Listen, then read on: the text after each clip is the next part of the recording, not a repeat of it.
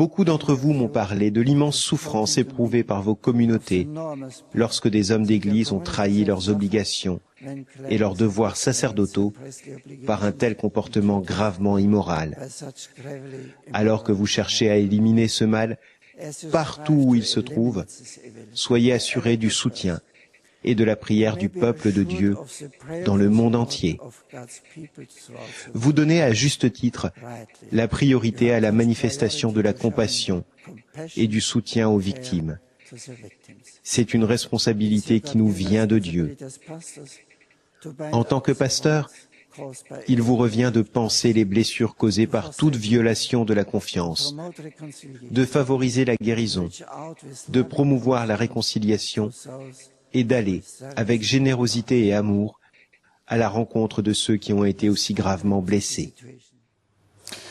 Des paroles très claires, fermes, mais d'abord de compassion pour les victimes. C'était le pape Benoît XVI en avril 2008 à l'occasion de sa visite pastorale aux États-Unis. Il s'exprimait devant les évêques américains alors que les États-Unis avaient été frappés depuis 2002 par une série de scandales touchant un très grand nombre de diocèses. Bonsoir à tous, bienvenue si vous nous rejoignez à l'instant. Pédophilie, tolérance zéro, c'est le titre de cette émission spéciale alors que l'Église catholique est à nouveau dans la tourmente, éclaboussée par de nombreux scandales de pédophilie dans différents pays à travers le monde. Pas un jour sans que surgissent de nouvelles accusations. La dernière en date lancée cette nuit par le New York Times qui souhaite impliquer le pape lui-même très directement dans l'une des affaires. Alors il faut souligner que la tolérance zéro en matière de pédophilie, ça n'est pas une décision que Benoît XVI aurait prise dans l'urgence au vu des scandales de ces derniers jours. Elle était déjà demandée par le cardinal Joseph Ratzinger dès avant son élection sur le siège de Pierre et c'est une politique que Benoît XVI applique rigoureusement depuis l'année 2005. Pourquoi alors à tout prix vouloir impliquer le pape dans cette affaire? Pourquoi vouloir faire peser le soupçon sur l'ensemble des prêtres? Pourquoi mettre les catholiques dans une situation où il est difficile de réagir avec calme parce que ce qui frappe d'abord dans chacun de ces cas, c'est le scandale qui semble tout à fait impardonnable. Nous allons parler ce soir de cette crise de la pédophilie qui secoue l'Église. Et je remercie les deux invités qui sont venus me rejoindre sur ce plateau. Maître Jacques Trémollet de Villers, bonsoir. Bonsoir. Merci beaucoup d'être venu. Vous avez eu l'occasion, comme défenseur, d'intervenir dans des affaires de pédophilie. Oui, comme défenseur des victimes et comme défenseur de coupables. Donc des deux côtés, devant le tribunal correctionnel et devant la cour d'assises. Alors nous parlerons avec vous tout à l'heure de cette expérience et du regard que porte aussi la justice civile sur cette question. Avec nous également Jean-Louis Bavoux, bonsoir. Bonsoir. Vous êtes diacre, médecin, père de famille, 3 casquettes. Chacune des 3 peut vous permettre de réagir sur ces questions qui vous touchent. Tout à fait, absolument. En tant que chrétien, déjà, elle me touche. En tant que père et grand-père, elle me touche aussi. Oui. Alors je le disais, le pape Benoît XVI fait partie sans doute des personnalités dans l'Église catholique qui ont le discours le plus clair sur cette question de la pédophilie, et ce, depuis très longtemps, mais jusque très récemment, puisque vous l'avez sans doute noté, ce week-end, le 20 mars, le pape a publié une lettre aux Irlandais, l'Irlande, elle aussi, touchée par un grand nombre de scandales. Le directeur de la salle de presse du Saint-Siège, le père Federico Lombardi, nous explique cette lettre du pape. Ces mots s'adressent d'abord aux victimes et montrent une très profonde participation à leur souffrance, à leur déception, car la confiance qu'ils avaient dans les représentants de l'Église a été trahie. Le pape, qui par le passé a déjà rencontré et écouté des victimes d'abus sexuels en Amérique, en Australie et également à Rome, s'est dit disposé dans l'avenir à rencontrer d'autres victimes. Ces mots à l'encontre des coupables sont très graves. Il dit qu'ils doivent répondre de leurs péchés et de leurs crimes devant Dieu et devant les tribunaux dûment constitués. Il exige qu'ils se soumettent aux exigences de la justice, tout en leur rappelant de ne pas désespérer de la miséricorde de Dieu et de faire pénitence. Le pape a aussi des mots d'encouragement et invite à la responsabilité. Des mots qui s'adressent aux parents, aux jeunes, aux prêtres et à tous les fidèles. Aux évêques, il adresse un rappel critique face aux erreurs commises dans la conduite des personnes qui leur ont été confiées. Il insiste pour que les évêques mettent rigoureusement en pratique les normes pénales de l'Église en cas d'abus sexuels et pour qu'ils collaborent avec les autorités civiles en faveur de la justice et de la tutelle de la jeunesse. Les explications du père Federico Lombardi, directeur de la salle de presse du Saint-Siège, ça c'était l'actualité de samedi 20 mars à l'occasion de la publication de cette lettre du pape aux Irlandais. Une actualité qui décidément s'emballe puisque ce matin c'est une autre affaire qui fait la une, développée par la presse américaine. Les explications d'Antoine-Marie Izoard au Vatican. Benoît XVI, qui fut pendant plus de 20 ans en charge des dossiers délicats à la tête de la Congrégation pour la doctrine de la foi, voit ressurgir ces derniers temps de bien vieilles affaires. Dernière en date, celle d'un prêtre américain ayant abusé sexuellement d'une dizaine d'enfants sourds dans une école spécialisée du Wisconsin dans les années 70. Alors le Vatican qualifie de tragique ce nouveau scandale et puis prend la défense de Benoît XVI en affirmant qu'à l'époque, celui qui était le cardinal Ratzinger avait été informé seulement tardivement par l'archevêque de Milwaukee des actes pédophiles de ce prêtre aujourd'hui décédé. Le Vatican explique que l'affaire n'avait été rapportée à Rome que 2 décennies plus tard, après avoir été abandonnée par la justice civile américaine d'ailleurs.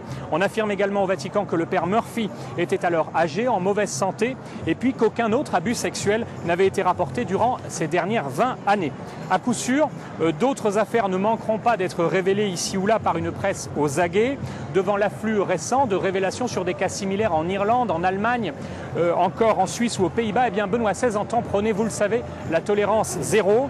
À l'aube de son élection, c'était il y a 5 ans exactement, il n'hésitait pas à décrire l'Église, cette Église comme une barque qui prend l'eau de toutes parts et qui dénonçait les souillures que sont les péchés du clergé. Depuis, le pape a fait part à de très nombreuses reprises de sa honte, de son profond regret, y compris en se rendant, c'était il y a 2 ans, auprès des victimes aux États-Unis ou encore en Australie. Et puis, il vient d'écrire cette lettre au ton très personnel aux catholiques d'Irlande, des catholiques, des fidèles secoués par de nouvelles affaires dans le pays. Ce serait donc faire un faux procès au pape et la génération Benoît XVI derrière moi ici l'a bien compris. Ce serait donc lui faire un faux procès que de l'accuser de toutes les tourmentes que l'Église traverse actuellement. Bien au contraire, les exemples ne manquent pas depuis le début de son pontificat, de ses initiatives pour redresser la barre. Mais l'exercice, on le sait, est délicat, surtout après des décennies de silence de plomb au sein de l'Église. Un exercice que Benoît XVI entend pourtant mener coûte que coûte, malgré l'acharnement médiatique et puis fidèle surtout à sa devise épiscopale, collaborateur de la vérité. Les explications d'Antoine-Marie Izoard de l'agence Immédia à Rome avec une précision sur l'affaire du jour, puisqu'il faut bien l'appeler ainsi. C'est plusieurs centaines de plaintes, semble-t-il, qui auraient été déposées contre le prêtre incriminé. Rappelons que ces faits se passaient il y a une vingtaine d'années. Mais ces affaires qui sont dévoilées ou remises à la une de la presse jour après jour, eh bien, elles sapent très profondément la confiance des fidèles dans les prêtres en général, dans leur clergé et dans l'Église aussi. C'est ce que les évêques américains ont expérimenté après la série de scandales de l'année 2002 et c'est le cas dans chacun des pays qui a été touché par des drames semblables. Avec nous au téléphone ce soir, Monseigneur Morissette, qui est évêque de Saint-Jérôme au Canada et président de la Conférence des évêques catholiques du Canada. Monseigneur, bonsoir. Bonsoir. Merci d'avoir accepté d'intervenir sur ce plateau. Monseigneur, au nord de l'Amérique du Nord, comment est-ce qu'on ressent tous les soubresauts de ces dernières semaines, en rappelant que l'Église du Canada, elle aussi, comme en France, a connu des cas similaires? Oui, de fait, nous avons été une des premières églises touchées dès les années 90. Il y avait eu un cas assez exceptionnel à Terre-Neuve, le cas de l'orphelinat du Mont Cashel. Et à ce moment-là, les évêques du Canada ont réagi très rapidement. Et dès 1992, nous nous sommes donné une politique nationale. Nous avons publié un texte qui s'intitulait « De la souffrance à l'espérance ». Et ça a guidé depuis ce temps-là le comportement des évêques canadiens devant ces questions-là. Je me souviens que le nouvel évêque de Boston, le cardinal O'Malley, quand il a succédé à Monseigneur Lowe, après le tremblement de terre qu'a connu l'Église américaine en 2002, parlait d'une nécessaire guérison de l'Église. Oui. Est-ce que c'est votre manière de voir la chose aussi? Effectivement, c'est un processus qui est très long. Ce que je constate personnellement, c'est que au Canada actuellement, il n'y a pas de crise majeure, mais à chaque fois qu'il se passe une crise majeure dans un autre pays, la presse s'enflamme, mais c'est comme si les évêques du Canada n'avaient rien fait depuis 1990. La mémoire, je dirais, à ce niveau-là, semble très courte chez les journalistes. Est-ce que ça veut dire aussi que pour l'opinion, pour le public, même pour les fidèles catholiques, la confiance est durablement ébranlée? Je pense que chez un bon nombre de catholiques, effectivement, la confiance est ébranlée. Il y a comme une certaine honte, d'une certaine manière, à se présenter comme catholique parce que le mot catholique est entaché par cette image de pédophilie, malheureusement.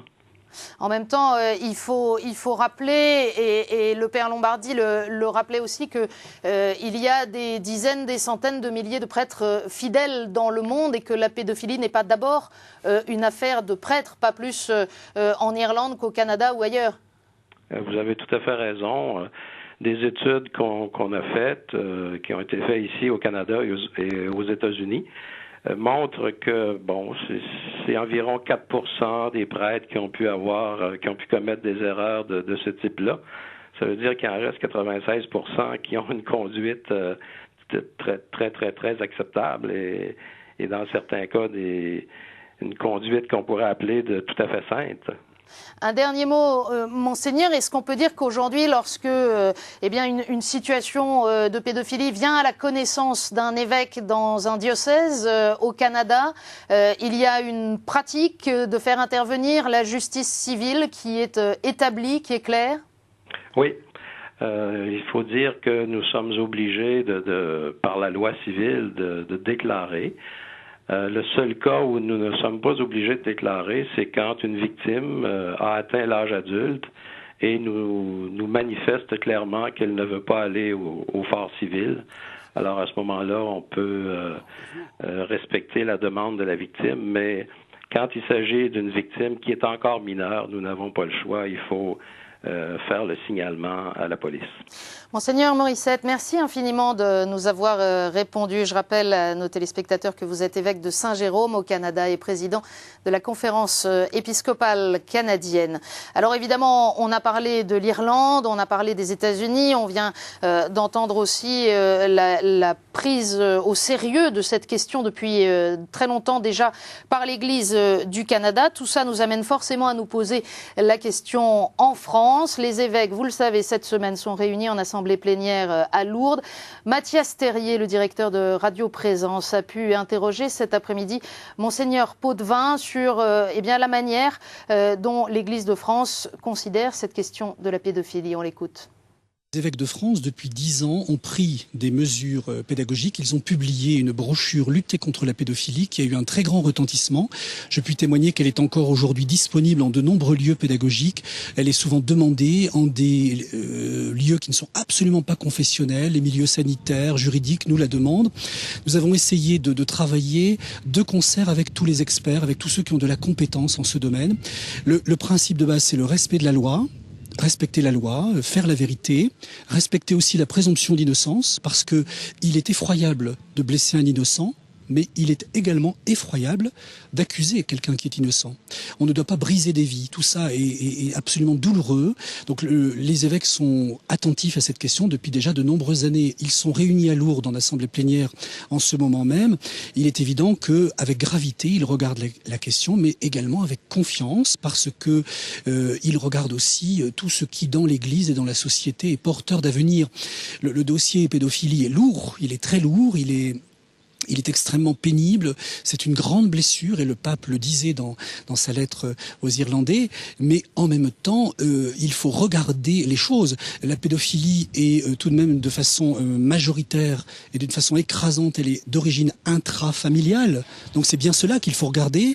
La pédophilie institutionnelle est évidemment inadmissible, mais elle est tout de même statistiquement nettement moindre, et donc il faudrait aussi rendre justice à tous ces prêtres qui, à travers le monde, vivent dignement leur célibat et leur sacerdoce et qui sont profondément atteints et blessés dans ce qui est en train de se dérouler.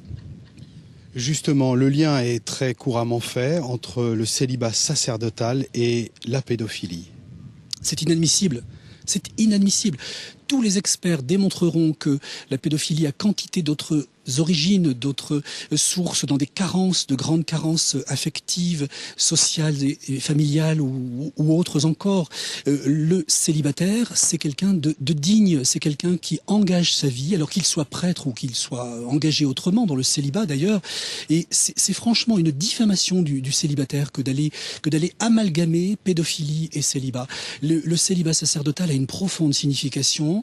Moi, je puis dire que beaucoup de prêtres aujourd'hui vivent une heureuse complémentarité entre le sacrement de mariage des couples qu'ils rencontrent et leur célibat, qui a vraiment une signification profonde, sacramentelle. Et tous les experts qui regardent avec sérieux cette analyse, les psychologues, tous ceux qui ont vraiment creusé la question, les théologiens disent à quel point on ne peut tenir ce langage. C'est même une atteinte profonde à la dignité de tous les célibataires, et pas seulement des prêtres, de tous les célibataires. Monseigneur Bernard Potvin, le porte-parole de l'épiscopat français, des propos recueillis par Mathias Terrier, le directeur de Radio Présence. Alors, on vient d'entendre beaucoup de choses. Merci d'abord à tous les deux de votre patience. Est-ce qu'il y a quelque chose dans ce qu'on vient d'entendre qui vous donne à l'un ou à l'autre envie de réagir ? Moi, ce que vient de dire Monseigneur Potvin me paraît extrêmement profond et correspondre à l'expérience que j'ai eue, c'est-à-dire que l'Église souffre beaucoup du drame de la pédophilie causée par certains de ses membres, mais en même temps, paradoxalement, et en fait c'est pas un paradoxe, l'Église est la seule à pouvoir ensuite réparer en plénitude, et ça je le dis par expérience, réparer en plénitude le mal qui a été fait. La justice civile est nécessaire, mais la justice civile n'est pas suffisante. Vous parlez comme avocat qui a eu l'occasion d'être avocat de victime également. Je parle comme avocat de victime et je parle comme avocat de coupable. Et j'ai vu dans les deux cas, lorsque la vérité a été faite, et ce que je dis aussi, pour avoir vécu d'autres cas qui ne sont pas des cas d'église, c'est que lorsque ce sont des hommes d'église, ceux que j'ai connus en tout cas, qui étaient responsables de ces fautes, de ces péchés, de ces crimes, puisque parfois, parce que c'est qualifié crime dans la loi, un sentiment d'aveu et de confession qui est infiniment supérieur à tout ce qu'on voit ailleurs et qui tient évidemment à la formation qu'ils ont eue et qu'ils ont péché plus gravement parce qu'ils étaient montés plus haut, mais ils se repentent plus lourdement encore et avec beaucoup plus de souffrance et beaucoup plus de repentir profond que les autres, et ça on ne le dit pas. Mais on peut dire aussi que pour les victimes, la blessure est d'autant plus importante qu'il s'agit de prêtres. La victime est d'autant plus blessée parce qu'elle faisait une confiance absolue. Parce qu'on fait une confiance à son père, on fait une confiance à son professeur, on fait une confiance à son maître, mais on fait encore plus une confiance à son prêtre. Et donc à partir de ce moment-là, c'est vrai que l'ampleur de la blessure commise est à la hauteur du charisme même de celui qui l'a commis. Et ça, c'est vrai. Mais en même temps, parce que les deux choses sont là. En même temps, et ça c'est la vérité des êtres, en même temps, lorsque la vérité a été faite, que la sanction a été prononcée, j'ai vu des cas de, je dirais, ce que m'a dit un garçon une fois, maintenant ça y est, je suis lavé. Et je suis lavé parce que j'ai pu aussi pardonner. Et ça, c'est un domaine dans lequel la justice civile ne sait pas faire.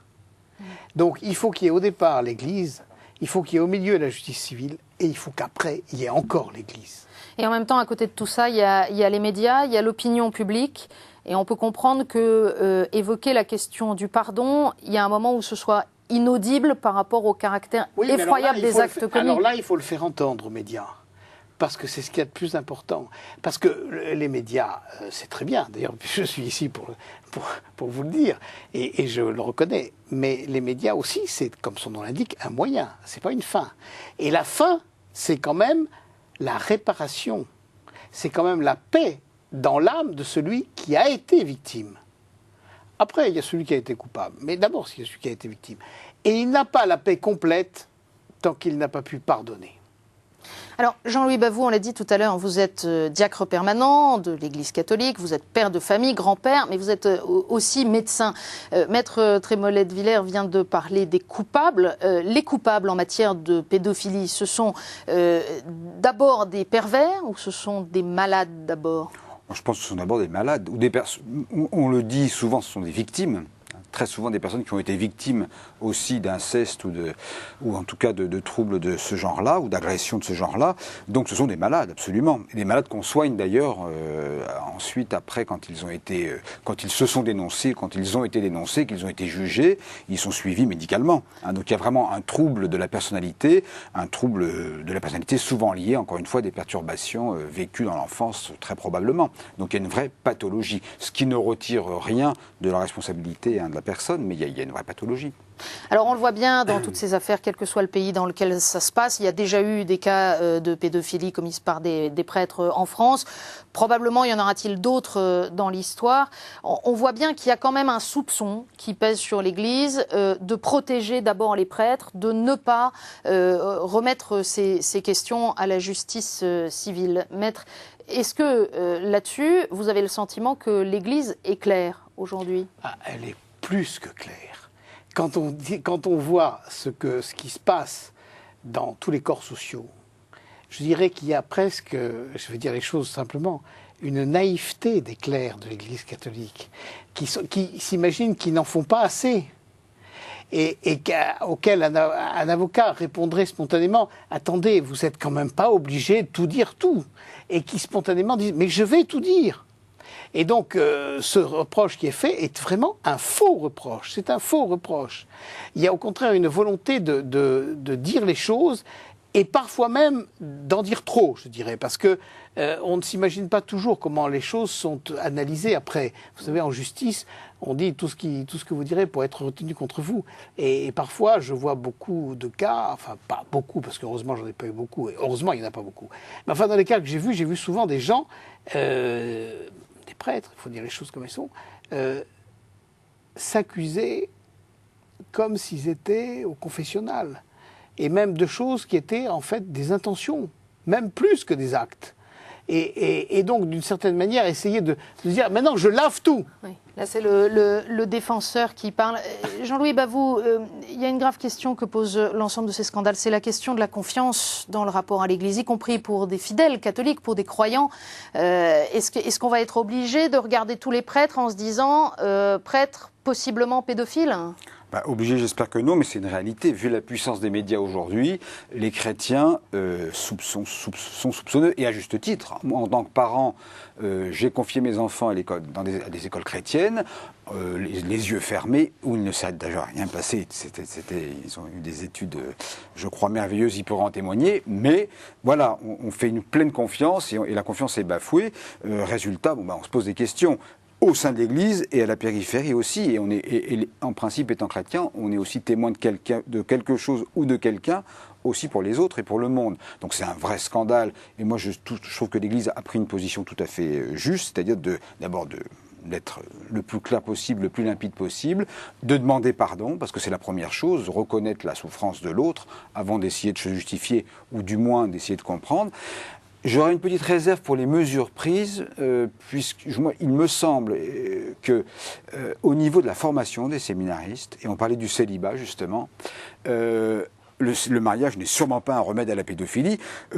Ça va même à l'encontre de l'image qu'a l'Église du mariage, parce que le mariage en principe n'est pas un remède à la concupiscence. Si c'est ça, je ne vois pas ce que vaut le sacrement de mariage. Et puis hélas, on le rappelait tout à l'heure, la plupart des actes de pédophilie ont lieu dans le cercle familial. Absolument, ont lieu dans le cercle familial, donc ça n'a pas grand lieu d'être. Mais cela dit, je pense que l'enseignement sur le mariage, on a une théologie du mariage extraordinaire qui a été écrite par Jean-Paul II, qu'on connaît très très peu. Si le mariage était mieux enseigné dans les séminaires, il y aurait peut-être une vision aussi différente de ce qu'est la réalité de la relation homme-femme. Or ça, je ne sais pas si c'est tout à fait au point dans tous les séminaires du monde. Mais... Ce que vous dites, si je traduis, je caricature peut-être un peu, mais vous m'arrêterez, c'est qu'on peut encore faire des progrès dans le travail sur l'éducation affective et sexuelle des apprentis prêtres. Absolument, et dans le discernement, ensuite, après cela, de ceux qui présenterait éventuellement des difficultés par rapport à justement le fait d'assumer une sexualité de célibataire ou une sexualité d'homme marié. Et ça, je crois que c'est important. En sachant qu'en tout cas, du côté des textes, les choses sont claires, puisque les choses sont très claires. Dans l'Église, quelqu'un qui manifesterait des tendances ou des intentions pédophiles ne peut pas être admis au sacerdoce si la chose est diagnostiquée ou découverte avant son ordination. Merci à tous les deux d'être venus nous donner quelques précisions. Il ne s'agissait pas, bien sûr, d'épuiser le sujet, mais de faire un point alors que le scandale secoue particulièrement l'Église ces temps-ci et particulièrement ces derniers jours. Merci donc à nos deux invités et à vous de votre fidélité ainsi qu'à tous ceux qui ont mobilisé leurs efforts aujourd'hui pour préparer cette émission. Bonsoir.